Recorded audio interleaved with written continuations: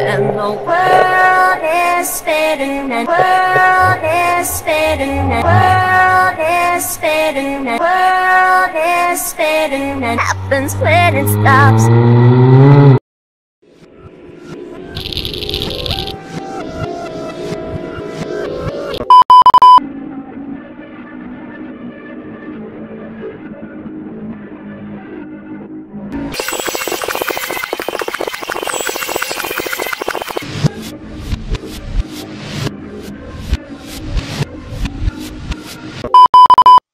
We all want the same thing. It's just a very tricky situation to untangle. You see, most of what he told you wasn't a lie, but he's definitely shielded his true feelings on a lot of the events. It's the way we work. What if we open the door and we find the eye and then we bring it?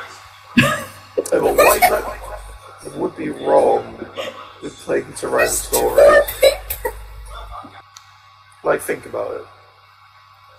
You're choosing, what, one monolith over the other 11? Mm-hmm. That's true. And with the fact that, what's his name, just now? Gavin, that's his name. Sorry, Gavin. Kevin. He said he cares about his daughter, Allison. So he's saying don't open the door because he's also thinking about, like, asking us to think about his daughter. If we choose Well, to if we think about it, what they want to do is go back to the previous world. And that's why they're trying to collect all of the things, so they can go back and, I guess, redo that whole scenario. And if they do that, then she's not going to exist. The thing is, we don't care about his daughter. Let's just open the door.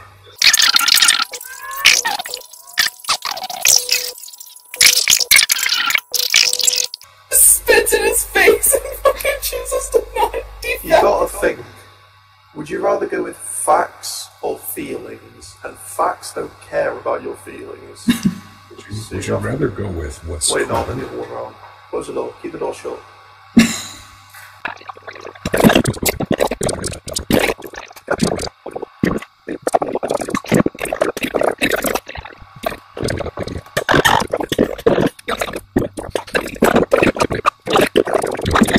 I'm just going with the vote at this point. Be selfless.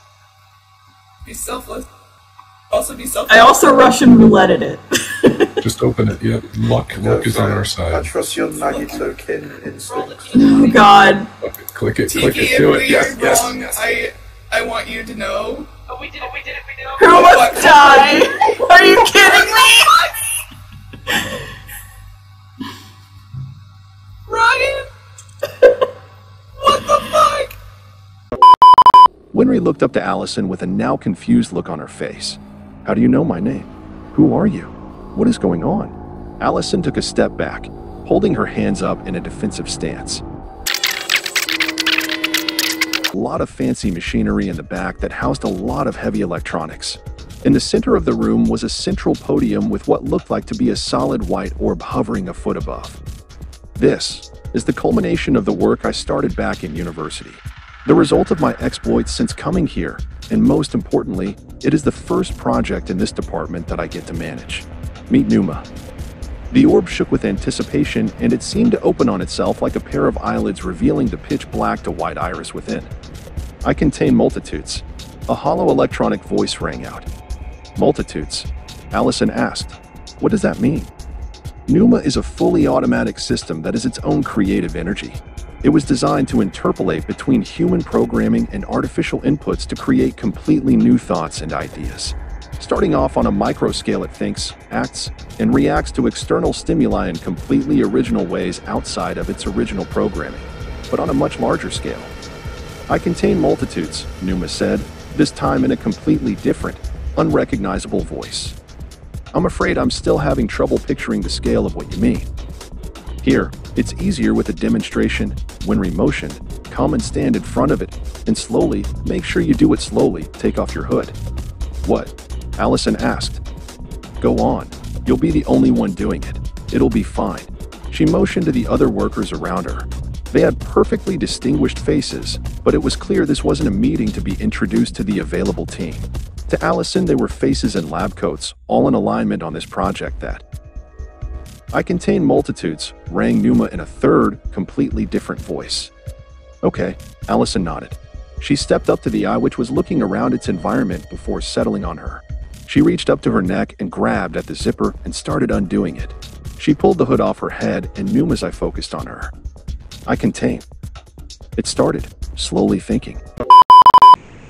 Hey guys, Ryan here, and I'm here to kind of lift the curtain on some of the stuff with the ARG. I know that it's been a while since there was the last decided. Hey guys, Ryan here. Unfortunately, I have to say the ARG is canceled.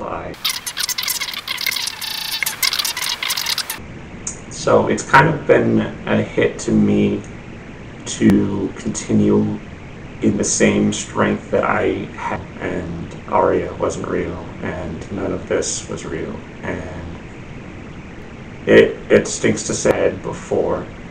So I hope you understand, and this project isn't canceled, but I want to just kind of lay, but it was all fiction, and you can just ignore anything that comes from it now. Lay the cards out at the table that's kind of what I've been dealing with the past few weeks, and that this whole thing isn't over, and we can just move on together, and that it's only just beginning. I want to begin it on the right foot, and to do so, I have been thinking of some new things that I want to try out. So I hope that you're here to check that out, and let's just hope all the data transfers over correctly. We can make sure that the data transfers successfully.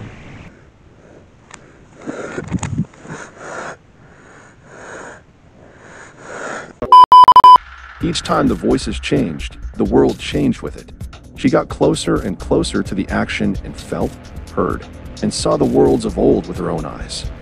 It's wonderful, isn't it? Winry said, bringing her back to herself. It looks into the center of your deepest being and existence, and it begins creating off of that. Right now, it is only an ocular artifice.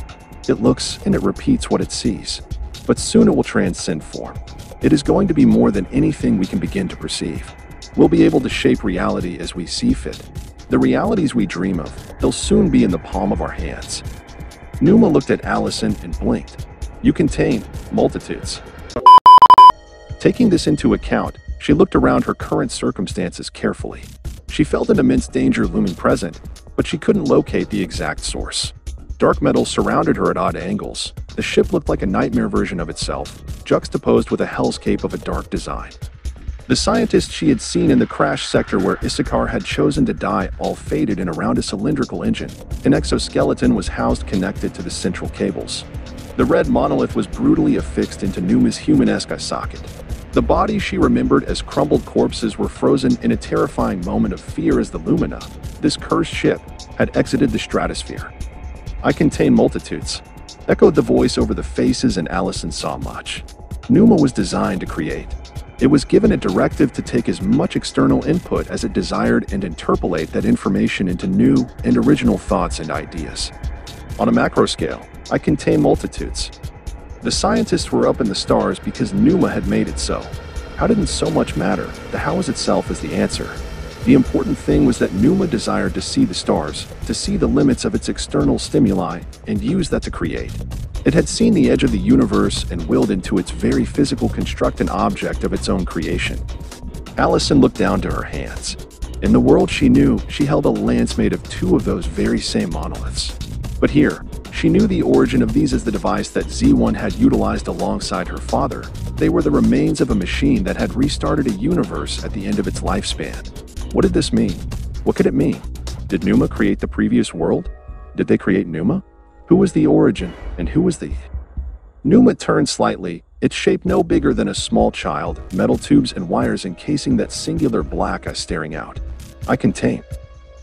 Allison took a step back, looking at the sudden enormity of the figure as darkness flooded its body, encasing it in shadow. Its eye sockets vacant and emitting a dull yellow pulse. It blinked, and she sank even deeper down. She felt a warmth in her chest and realized that it was coming from her armor. She could feel it like a layer over her skin even though she couldn't see it. It must have been burning in the real world, and she tried to rip it off. Darkness surrounded her as eyes opened up in the infinite vastness. Winry's not here. Winry's not home. Winry's not here. I contain multitudes. Eyes continued to open as the armor continued to grow hotter. Then on her abdomen she saw an eye open up. Then she realized what it had meant. If Numa had been powered by the red monolith this whole time, then her taking it back on the ship's remains, it wasn't just the monolith. It never was. It was a trap. Did Zane know? Was that why he let it go so easily? Did he see the dark presence looming within?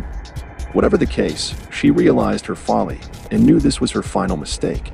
The eye opened upon itself and doubled across her body. It left a burning sensation where it had first erupted from, and then each subsequent eye burnt across her body. She felt the fire stretching across her skin to the point where her whole body was numb to a dull throbbing. She then heard a sudden coldness as the metallic sounds of the exoskeleton clambered in the distance. She felt its rigid arm grab hold of hers, and then the coldness brushed against her lips, forcing her mouth open. She was frozen to the touch as the cold metal snaked down her throat. She started gagging, but her arms betrayed her. She couldn't move. She jerked up to expel the metal entering her, but a clawed hand held her back, and her choking only came harder. Every instinct told her to fight back, and she willed it as hard as she could. The metal did not listen.